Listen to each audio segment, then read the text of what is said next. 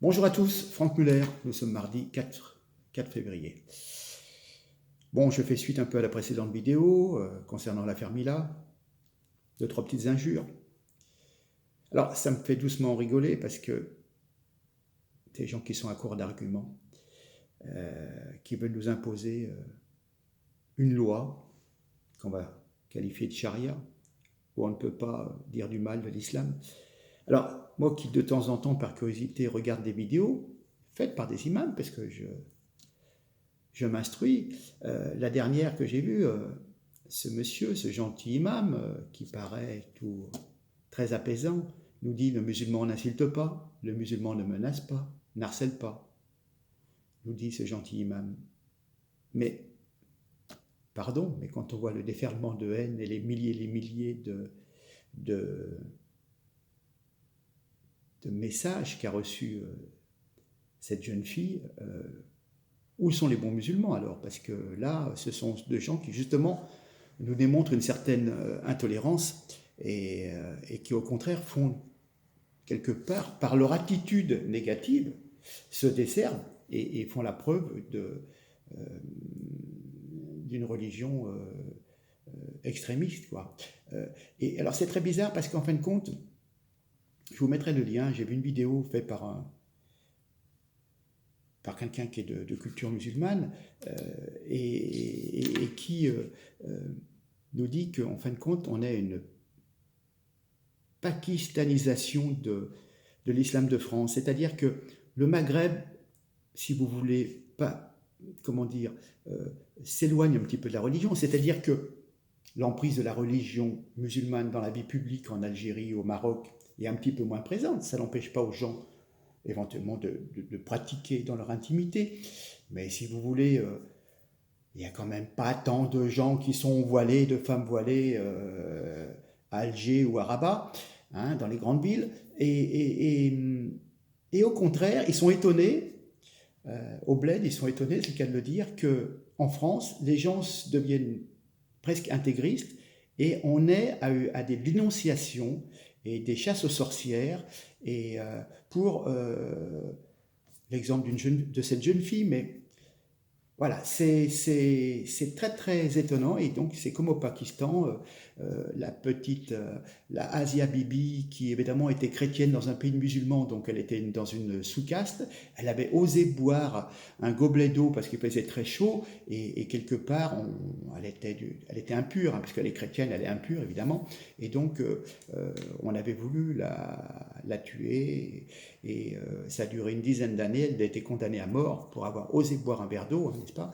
Et voilà, donc ça nous montre bien quand même qu'il y a des aspects extrémistes dans cette religion, et que malheureusement, des gens nés français, de culture française, c'est ça que je veux retenir, c'est-à-dire que l'échec de l'éducation nationale qui fait que des jeunes gens issus de parents de l'immigration, mais qui sont installés en France depuis 20, 30, 40 ans, qui devraient être théoriquement assimilés, puissent arriver à des telles extrémités où on va crier au viol ou au meurtre d'une jeune fille qui a osé blasphémer. Ça interpelle énormément. Donc c'est pour ça qu'on va au-devant quand même de choses très très délicates, parce que tous ces petits jeunes qui souvent ne connaissent rien vraiment à leur religion, mais qui s'en servent comme bouclier pour foutre le bordel en fin de compte. Hein. Voilà. Je reviens enfin quand même, l'islam c'est la seule religion où le prophète dit ceux qui disent du mal de moi, vous devez les tuer. Il y a tellement de textes attribués au prophète. Enfin bon. Alors, je reviens quand même sur l'imbécilité de nos gouvernants.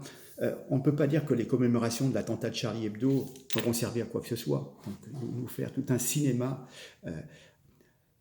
Je me souviens à l'époque, il y a 5 ans, les foules étaient sorties manifester dans les jours qui ont suivi l'assassinat de la rédaction de ce journal satirique. Les années ont passé ensuite et les opinions ont évolué. Ah oui, mais pas du tout dans le bon sens. Hein. Le droit au blasphème semblait relativement acquis en République française en 2015.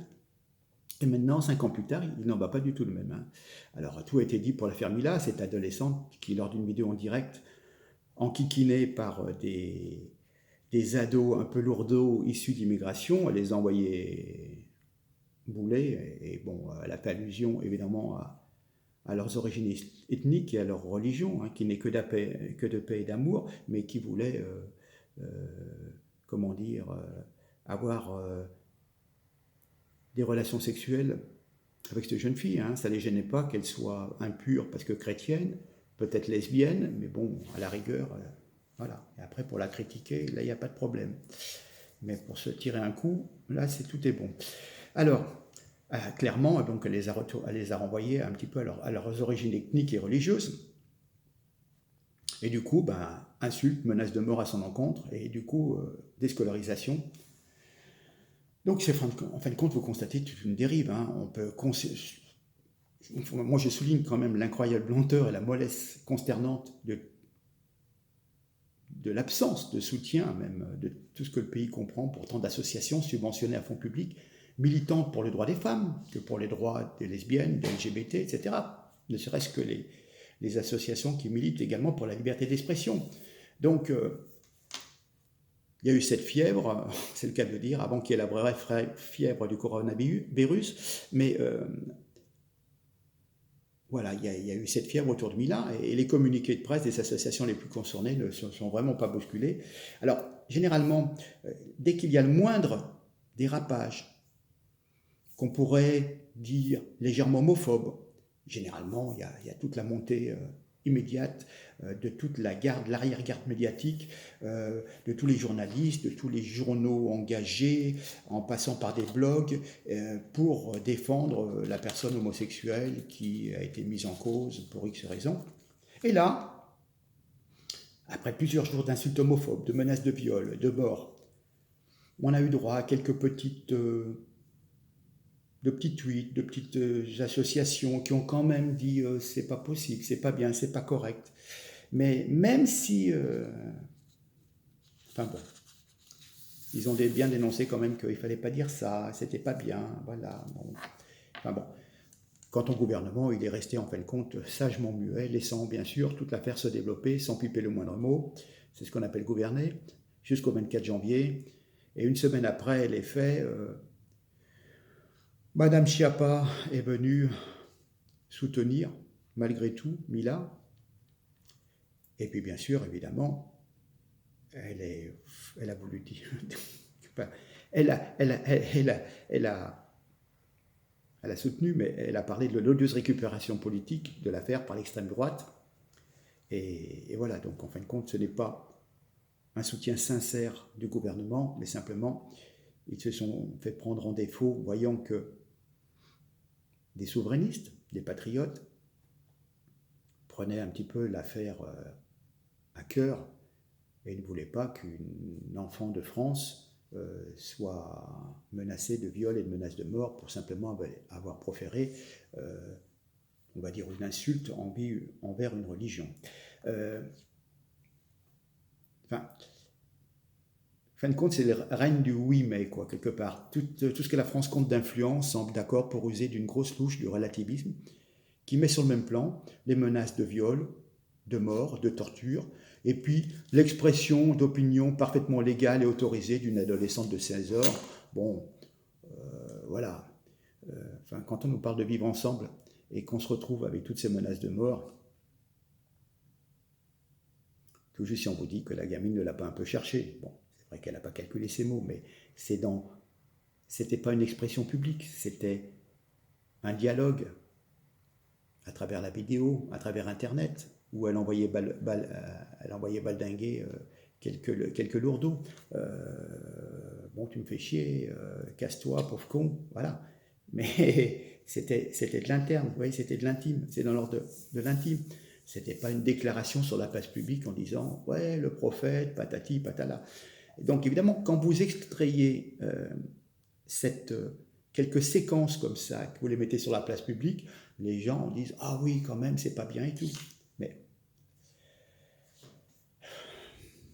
vous pourrait dire une réflexion, une dame qui est blonde, faire une réflexion méchante sur sa blondeur et sur sa bêtise, ou quelqu'un qui est de Marseille en disant qu'il ne tient pas de parole, que c'est bien un gars de Marseille. Oui, je veux dire, voilà. Et après, on ne va pas dire sur la place publique, mon Dieu, il a dit du mal de tous les Marseillais, et si elle est là, parce qu'elle a dit, putain, t'es vraiment con comme un fada ou je sais pas quoi. Oui, enfin bon, voilà.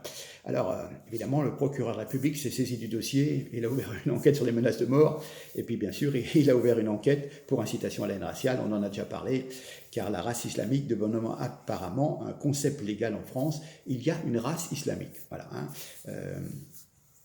Et puis, enfin, moi, moi, c'est bizarre, c'est les ligues de protection féministes, et en fin de compte, tous ces gens bien pensants, et ben, en fin de compte, on ne les a pas entendus parler pour défendre cette jeune adolescente. Alors ils sont gauchistes, ils veulent défendre les femmes, mais en même temps, ils ne veulent pas trop taper sur les musulmans, bien que quand même la femme dans la région musulmane ne soit pas l'égale de l'homme. Alors Alors, on peut constater une chose, c'est qu'en fin de compte, en France, il est acquis qu'on peut se payer, on peut se foutre du catholicisme, hein, évidemment, puisque les pratiquants, les catholiques sont policés, il n'y a généralement pas trop de débordements de catholiques, ce n'est pas les chrétiens qui vont menacer de mort quelqu'un. Et alors, les juifs, il faut un peu moins se moquer, parce que ça, il y a un tollé médiatique, hein, voilà. Mais bon, si Mila aurait balancé que le catholicisme est une religion de merde, elle serait encore inconnue des réseaux sociaux. Réfléchissez, c'est ça le but de mon intervention. Hein. Alors, ce qui est très bizarre, c'est que le fameux chanteur sur France Inter qui dit Jésus est un pédé, je crois qu'il s'est excusé le lendemain, mais il ne s'est pas excusé auprès des catholiques. C'est un truc de fou, mais vous allez voir. Il ne s'est pas excusé auprès des catholiques en disant moi, je regrette par rapport aux chrétiens, je les ai choqués dans leur foi. Ce chanteur s'est excusé auprès de la communauté LGBT, donc des homos, en leur disant je m'excuse d'avoir fait une chanson où je compare Jésus à un pédé. Donc à un moment, la religion officielle, c'est d'être LGBT, et en fin de compte, on peut se moquer des catholiques. Donc on voit que le blasphème est parfaitement légal en France, parce qu'on peut se moquer des catholiques. Voilà, mais la République sait s'aplatir quand il faut apaiser les passions dangereuses, et quand on parle des musulmans en général, et puis parfois si on a des propos un petit peu anti-juifs ou anti-sionistes, c'est un petit peu délicat aussi. Voilà. Donc en fin de compte, vous apercevez qu'il y a une dérive d'un pays dont les institutions n'ont pourtant pas arrêté de parler de neutralité religieuse depuis 1905. Et voilà, et donc... cette dérive est bien ancrée dans toute la société française qui cherche, au travers même de ses représentants, à museler les opinions dissidentes. Cette liberté d'expression qui pourrait amener à certains à se sentir froissés, à éprouver une gêne, à avoir les yeux humides, être énervés, à piquer des colères. Eh bien, lorsqu'on vient heurter par des paroles, des opinions tranchées, leur petit sentiment d'être fragile, eh bien, le gouvernement, lui, se tait. D'ailleurs, on n'a pas le droit de s'exprimer. On va avoir une loi Abia, du nom de cette députée qui a tenté de grignoter un chauffeur taxi, et qui est l'exemple le plus concernant, qui vise à limiter la parole sur des motifs extrêmement flous, pour lutter contre la haine sur Internet. Mais qu'est-ce que la haine veut dire effectivement ? Et en fin de compte, on s'aperçoit que des pans entiers de la liberté d'expression sont passés dans une espèce de broyeur à idées. On n'a plus le droit de s'exprimer. À vouloir rechercher à tout prix l'apaisement du vivre ensemble, qui est une chimère, parce que vous avez toujours des gens qui sont d'opinions différentes, dans la mesure où vous mélangez des ethnies, des origines, des cultures différentes. C'est comme ça, on a bien vu ce que ça donnait au Liban. Et ben, on criminalise les opinions qui dérangent, et donc du coup, les rapports sociaux entre individus sont complètement déstabilisés. On cherche surtout à faire taire l'autre. dès qu'il a une opinion opposée, on veut imposer ses idées. Donc en fin de compte, on peut dire que ce pays est relativement foutu. C'est le cas qu'on peut se dire. D'ailleurs, on a la preuve avec des ministres, j'ai publié encore ce matin, je retrouve, quand vous voyez que Madame Belloubet nous dit que l'insulte à la religion, c'est évidemment une atteinte à la liberté de conscience, c'est grave, rien ne vous empêche de penser, de pratiquer la religion que vous souhaitez, même si votre voisin en dit du mal, je ne comprends pas. Mais bon, quand une autre ministre vous dit que 12 jours de congé parental pour la perte d'un enfant, ça va pénaliser les entreprises, il y a à peu près 5000 cas où des parents perdent un enfant, que ces personnes puissent, pour se remettre de ce cruel décès, puissent avoir 12 jours de repos offerts par l'entreprise sur 5000 cas dans l'année. Est-ce que vous croyez sincèrement que ça va mettre une entreprise en faillite? Non, ça montre que Madame Pénicaud non plus n'est pas dans le coup. Donc on a affaire dans ce gouvernement à des gens sans cœur, illogiques, qui ont un parti pris d'anti-France, je pense, d'anti-identité française, d'anti-chrétien même. Voilà, on peut tout dire sur les chrétiens, sur les catholiques, sur Jésus, mais surtout pas critiquer une religion importée sur le sol français.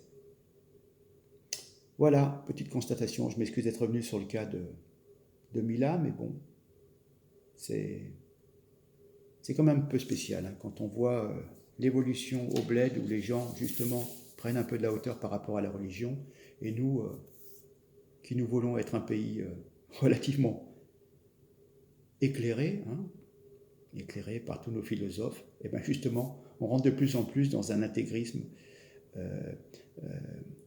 à la pakistanaise, ou tout juste si on ne vous met pas une fatwa parce que vous avez osé dire du mal du prophète. D'ailleurs, je vous mettrai le lien de la vidéo de monsieur, donc comme je dis, qui était passé par Lyon, qui vit en Angleterre maintenant, qui fait des vidéos sous le nom de Aldostérone, qui est quelqu'un qui est du bled, mais qui sait très bien faire la part des choses entre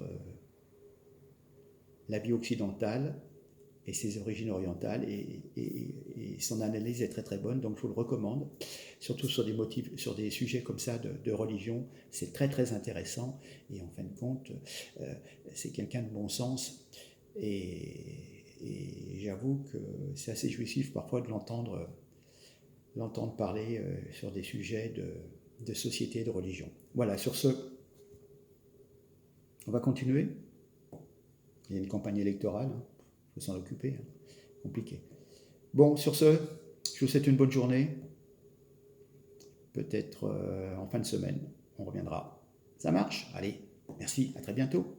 Partagez, likez s'il vous plaît. Et puis je vous mets des liens intéressants aussi pour vous faire une opinion un petit peu de tout ce qui se dit. Et puis si les musulmans veulent écouter les liens de Aldostérone, peut-être qu'ils arriveront mieux à comprendre comment nous, héritiers des Gaulois entre guillemets, ou des Francs, puissions en avoir un avis qui est légèrement différent du leur.